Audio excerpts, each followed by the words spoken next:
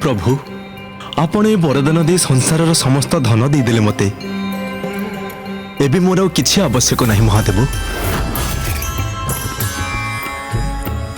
मते मो शिव मिलगले अमृत मिलगला मते।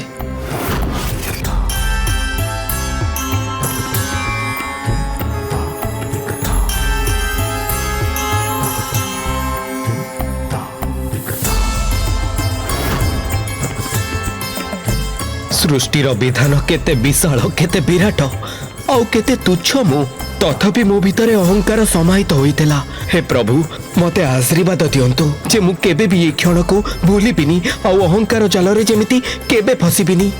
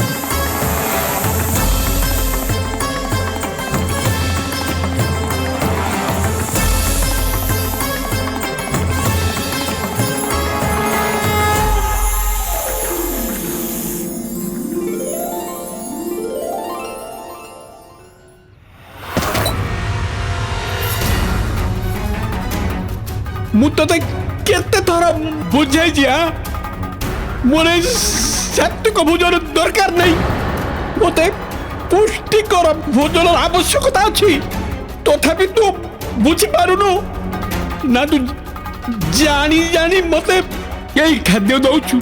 एपरी नुहे बाबा मु क्षमा चाहूची आपण एबे याको खाई दियंतु मु किछि क्षण रे पुष्टिकर भोजनर व्यवस्था करि दउची। आज मु तोर किछि कथा भी सुनिबिनी जो पर्यंत तू पुष्टिकर भोजन मते आनी देनु मु अन्न तो कौन जल भी गोटे बुंदा पीबिनी। आउ जदि बिना जल आ अन्न रे जेबे मोर किछि हे जाय तेबे मो हत्यार दोष तो उपरे आउ तो परिवार उपरे लागिबो। स्मरण रखिबू जा एठारु। प्रभु गुरु दत्तात्रेय विनता माता सामने एमिति निहार आदेश कहीं देले? विनता माता तो नीचे दासी से पौष्टिक आहार क्यों जोगाड़ करिवे? आउ एही समय रे गरुड़ भी साहाय्य निमंते नाही। दत्तात्रेय तो से कुंभार परी जे माटीर घट को सर्वोत्तम करबा निमंते भीतरु निजर हाथ तो लगांती परंतु बाहरु ताको सख्त आघात मध्य दियंती। तांकर एही परीक्षा पछरे मध्य कौनसी ना कौनसी कारण तो अवश्य थिबो।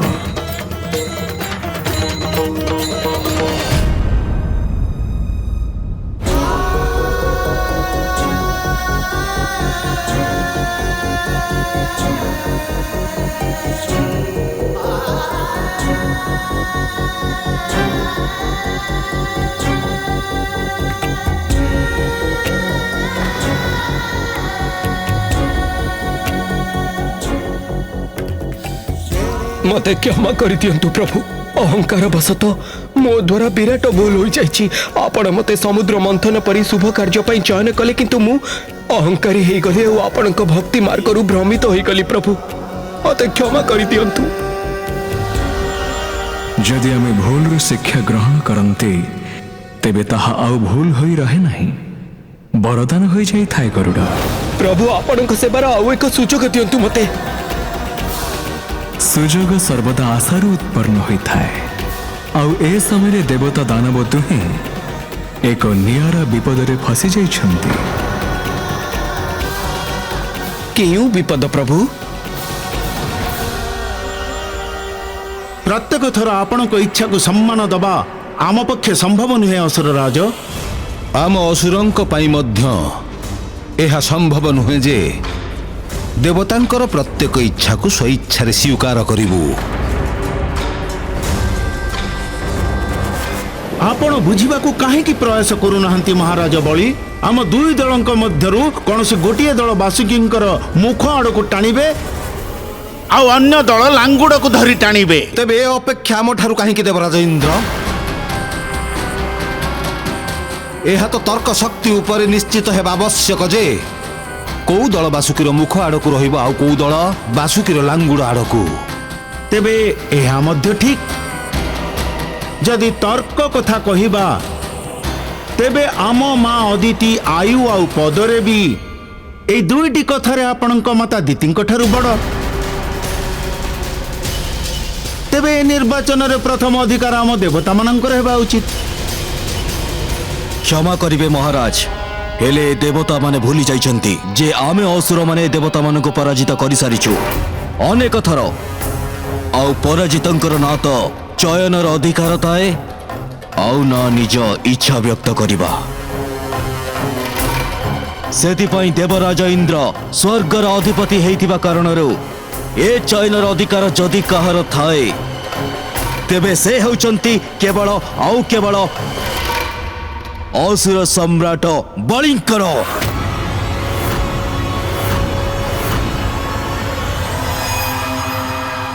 ତୁମକୁ କ'ଣ ପ୍ରତୀତ ହେଉଛି ଗରୁଡ଼? କିଏ ବାସୁକୀଙ୍କର ମୁଖ ପକ୍ଷରେ ରହିବା ଉଚିତ ଆଉ କିଏ ତାଙ୍କର ପୁଛ ପକ୍ଷରେ?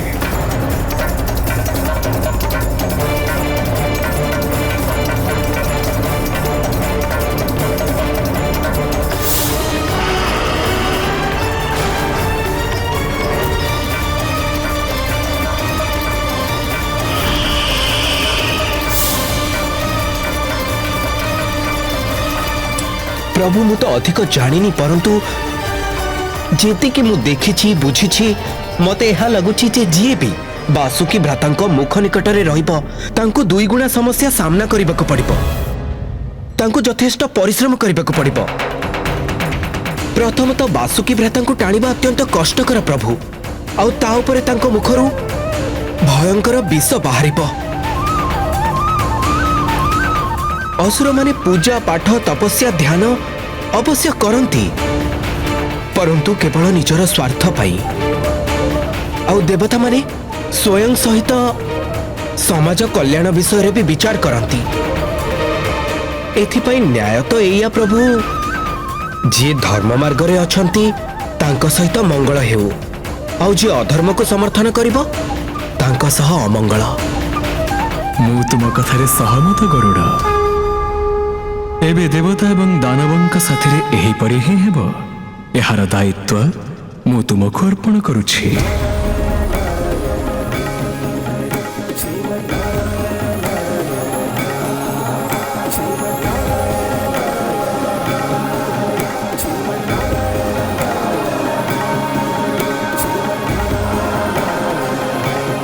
आज्ञा दियंतु प्रभु।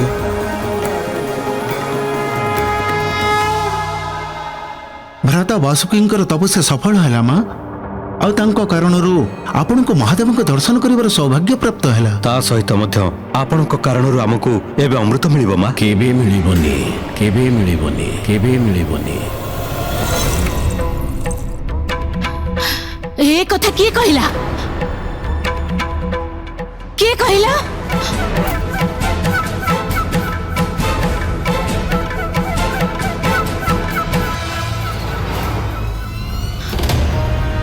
तुमे दुहे एमिति मते कौन देखुच? तुमको भी ये स्वर सुना गला ना? को स्वर मा? यह जे आमको अमृत मिलिबने। ଆମେ ତ କିଛି ଶୁଣିନୁ ମା।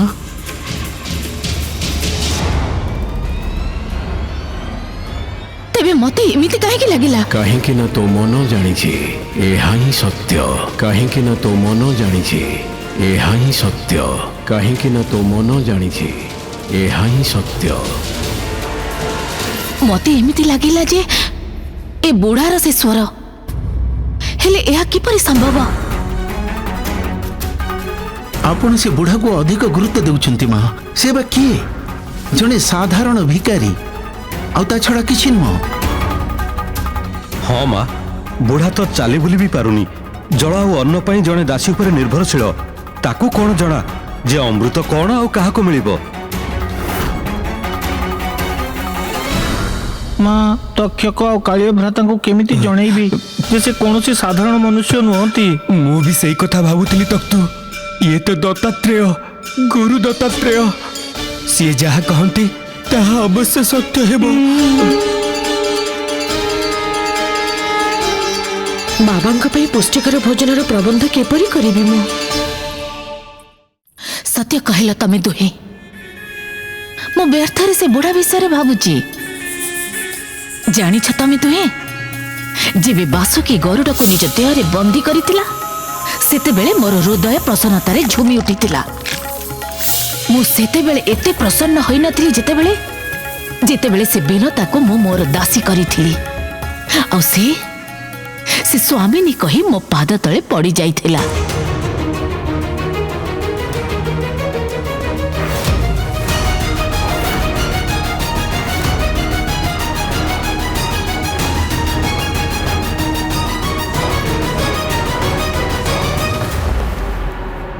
ଦୟା କରନ୍ତୁ ମହାରାଣୀ, କୃପା କରନ୍ତୁ। ଯଦି ଆଜି ଆପଣ ମୋର ସହାୟତା ନ କରନ୍ତି ତେବେ ମୋ କୁଟୁମ୍ବ ଉପରେ ଜୀବ ହତ୍ୟାର ଦୋଷ ଲାଗିଯିବ।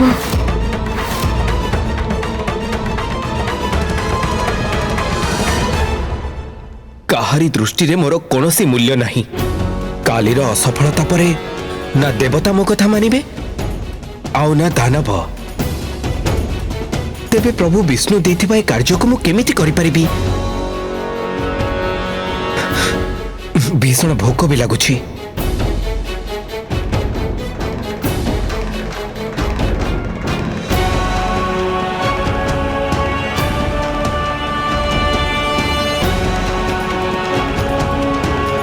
ଯଦି ସ୍ୱୟଂ ପ୍ରଭୁ ବିଷ୍ଣୁ ମୋ ସ୍ଥାନରେ ଥାନ୍ତେ ତେବେ ସିଏ କ'ଣ କରିଥାନ୍ତେ?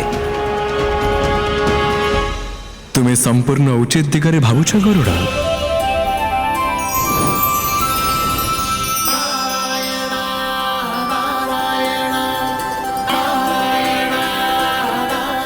ପ୍ରଭୁ ଆପଣ?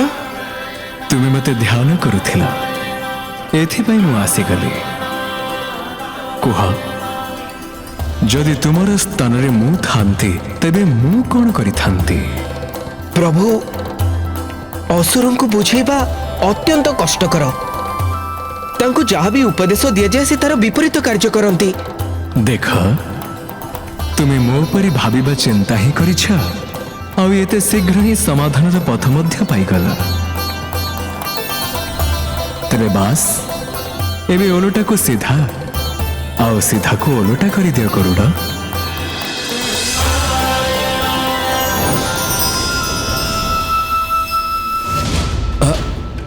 ଓଲଟାକୁ ସିଧା ଆଉ ସିଧାକୁ ଓଲଟା?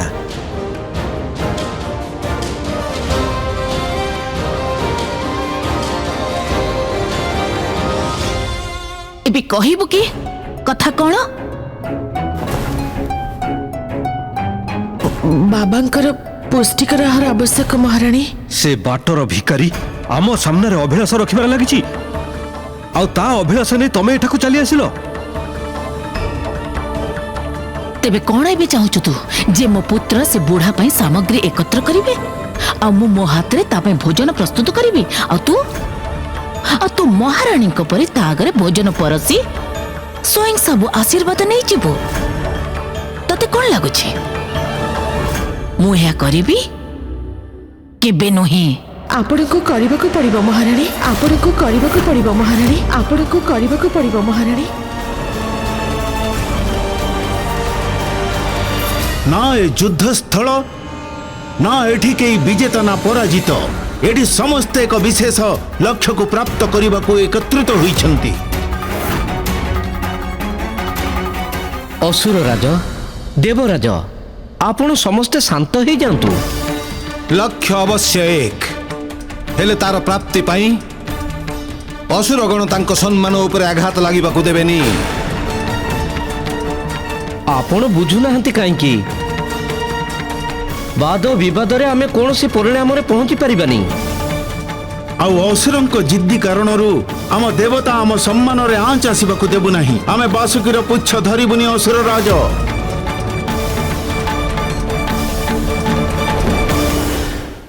ସେ କହିଛନ୍ତି ଯେ ଆଜି ଯଦି ତାଙ୍କୁ ପୁଷ୍ଟିକର ଆହାର ନ ମିଳେ ତେବେ ସେ ଅନ୍ନ ଜଳ ତ୍ୟାଗ କରିବେ। ଆଉ ଯଦି ଏମିତି ହୁଏ ତେବେ ତାଙ୍କ ବୃଦ୍ଧ ଶରୀର ସହି ପାରିବନି ଆଉ ଶରୀର ସହି ନ ପାରିଲେ ମରିଯିବ। ସେ ସମସ୍ୟା ମୋର ନୁହେଁ ବିନତା। ଅଛି ମହାରାଣୀ, ଇଏ ଆପଣଙ୍କର ବି ସମସ୍ୟା। ଗୋଟେ ଦାସୀର କୌଣସି ବ୍ୟକ୍ତିଗତ ପରିଚୟ ନଥାଏ ମହାରାଣୀ।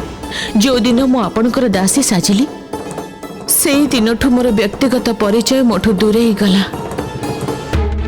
ମୁଁ କେବଳ ଆପଣଙ୍କ ପ୍ରତିନିଧି ଆଉ କିଛି ନୁହେଁ।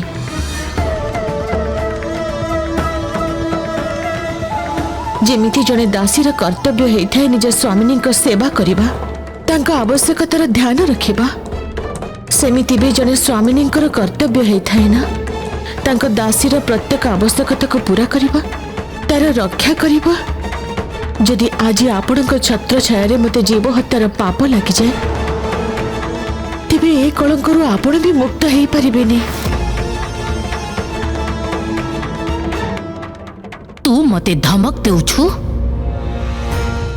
ମିନତି କରୁଛି, ଆମ ସମସ୍ତଙ୍କ ଉପରକୁ ଏ ସଙ୍କଟ ଆସିବାକୁ ଦିଅନ୍ତୁନି। ପ୍ରଥମେ ତ ମୋ ଗରୁଡ଼ ଆଉ ଆପଣଙ୍କ ବାସୁକି ଏମିତି କାର୍ଯ୍ୟ ପାଇଁ ଯାଇଛନ୍ତି ଯୋଉଥିରେ କେବେ କଣ ହବ କେହି ଜାଣିନାହାନ୍ତି।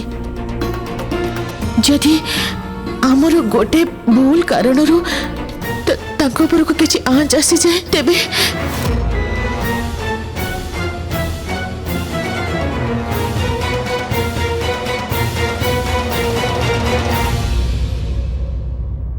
ଆଜି ପ୍ରଥମ ଥର ମାତାଙ୍କ ସାମ୍ନାରେ ବିନତା ମାତାଙ୍କୁ ତାଙ୍କ କଥା ରଖୁଥିବାର ଦେଖୁଛି।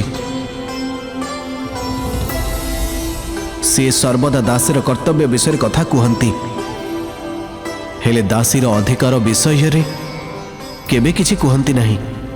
ଏହା ଦତ୍ତାତ୍ରେୟଙ୍କ ଶୁଭ ସାଧନାର ପ୍ରଭାବ ଶେଷ। ସେ ପରିସ୍ଥିତିକୁ ସହଜ କରନ୍ତି ନାହିଁ, ବରଂ ବ୍ୟକ୍ତିକୁ ଏତେ ସଶକ୍ତ କରିଦିଅନ୍ତି ଯେ ସେ କଠିନରୁ କଠିନ ପରିସ୍ଥିତିକୁ ମଧ୍ୟ ସହଜରେ ସାମ୍ନା କରିପାରିବ। ତେବେ ତ ମତେ ଲାଗୁଛି ପ୍ରଭୁ, ଯେ ପର୍ଯ୍ୟନ୍ତ ଏ ମନ୍ଥନ ପୁରା ହେବ ଏଇ ମାତା ଏବଂ ପୁତ୍ର ଦୁହିଁଙ୍କର ବ୍ୟକ୍ତିତ୍ୱ ଅନେକ ବଦଳି ସାରିଥିବ।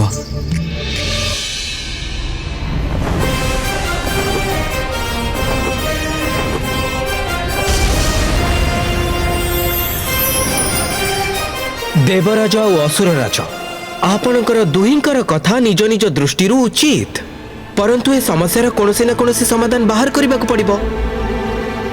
ପ୍ରଭୁ ବିଷ୍ଣୁ ଏ ସମସ୍ୟାର ସମାଧାନ ମତେ ଦେଇଛନ୍ତି। କଣ ସମାଧାନ କଲେ ପ୍ରଭୁ? ପ୍ରଭୁଙ୍କ ଉପଦେଶ ଏଇଆ ଯେ କି ଦେବତାଙ୍କୁ ହିଁ ବାସୁକୀ ଭ୍ରାତାଙ୍କ ମୁଖ ସମ୍ମୁଖରେ ରହିବାକୁ ହବ।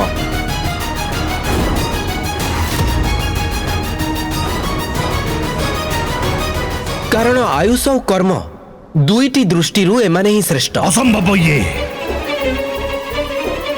ହେଇପାରିବନି। ମୁଁ ଏହା ସ୍ୱୀକାର କରିପାରିବିନି। କ୍ଷମା କରିବେ, ପରନ୍ତୁ କାହିଁକି ଦିତିମା? ଜଣେ ଦାସ ସହିତ ତର୍କ ବିତର୍କ କରିବିନି। ମୁଁ କେବଳ ଏତିକି କହିବାକୁ ଚାହୁଁଛି ଯେ ବିଷ୍ଣୁ ଆମ ଅସୁରଙ୍କ ସହିତ ପକ୍ଷପାତ କରିଛନ୍ତି, ଆଉ ଆମେ ଅସୁର ଏହା ସହିପାରିବୁନି।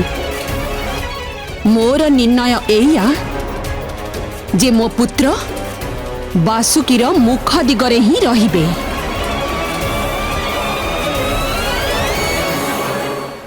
ଆଉ ଯଦି ଦେବତାଙ୍କର ଏଥିରେ କୌଣସି ଆପତ୍ତି ଥାଏ ତେବେ ଆମେ ଅସୁରମାନେ ଏ ମନ୍ଥନରେ ଭାଗ ନେବୁ ନାହିଁ।